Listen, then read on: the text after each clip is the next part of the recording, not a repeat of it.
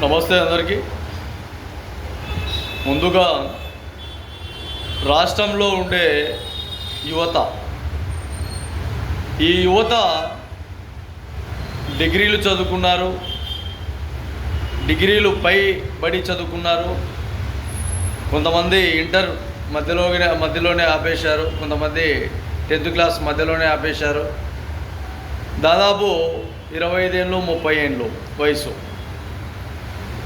ఒక ఎమ్మెల్యేగా పోటీ చేయాలంటే మినిమం 20 ఏళ్ళ పైబడి, ఒక ఎంపీగా పోటీ చేయాలంటే మినిమం 25 ఏళ్ళ పైబడి.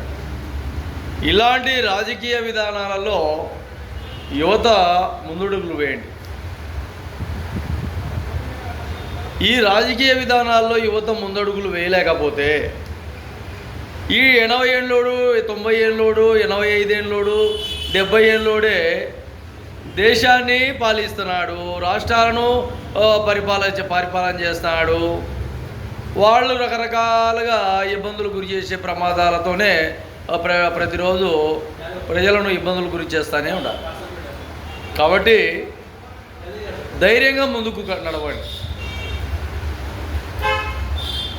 మనము ఒక పాలిటిక్స్గా ముందుకు వెళ్ళాలనుకున్నప్పుడు, పొలిటికల్గా ముందుకు వెళ్ళాలనుకున్నప్పుడు డబ్బులు దండిగా కావాలని చాలామంది అనుకుంటారు. నువ్వు డబ్బులు దండిగా కావాలనుకుంటే ప్రజలకు పంచడానికి ఆ డబ్బులు, నువ్వు నామినేషన్ వేసేదానికి డబ్బులు అవసరం లేదు. ఆ కేటగిరీల ప్రకారంగా నామినేషన్కు ఇంత ఫీజు అని ఉంటారు. ఇండిపెండెంట్ అభ్యర్థులకు ఒక 12 మంది సపోర్ట్ ఉంటే చాలు. బాగా గుర్తుపెట్టుకోండి.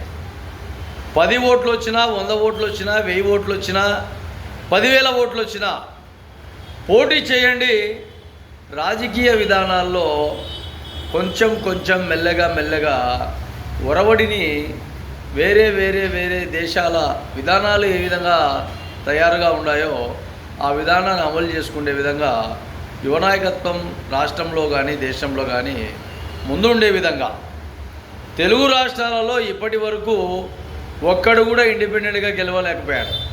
ఈ మధ్య కాలంలో మొన్న జరిగిన కొన్ని ఎలక్షన్లలో కొంతమంది ఇండిపెండెంట్గా గెలిచారు. మరి ఆ రాష్ట్రాలకు ఈ తెలుగు రాష్ట్రాలకు ఎంత తేడా, ఎంత భిన్నంగా. కాబట్టి యువత ముందుకు రండి. 10 ఓట్లు వచ్చినాయా, 20 ఓట్లు వచ్చినాయా, 100 ఓట్లు వచ్చినాయని లెక్క చేయకండి. పోటీ చేయండి దయచేసి.